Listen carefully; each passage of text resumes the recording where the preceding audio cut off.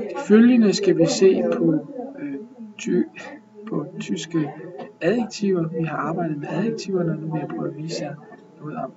Og det første vi skal gøre, det er at finde dem i teksten. Det første sted vi kan se adjektiver, det er for eksempel her, unter türkischen Gastarbeitern. Et andet sted er her, vergangenen Jahren. Og så kan I se her, tyrkiske Einwanderer igen,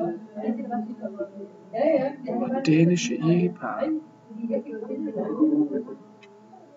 Vi har så arbejdet med, hvilke former for bøjninger har vi af adjektiverne.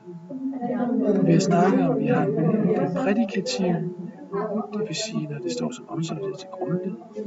Og så har vi den attributiv, det er, når det lægger sig og direkte står før et navn. Og det har vi for eksempel her, unter türkischen Gastarbeiter. Det andet, vi har snakket om,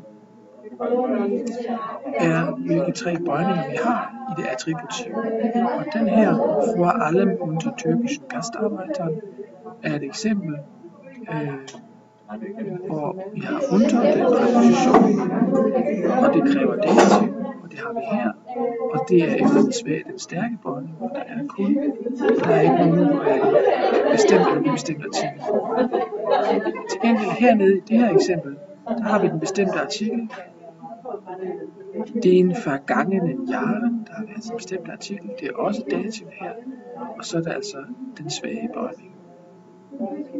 Så kan vi igen se her, dabei lassen sich heutzutage türkische Einwanderer. Her er det så, der er tale om den stærke bøjning igen, fordi vi har ikke nogen artikler foran. Og det gælder også hernede ved dänische, også den stærke bøjning. Til gengæld har vi her, das geht aus einer neuen Untersuchung, og det er styret af aus, som er præposition, som skal have dativ.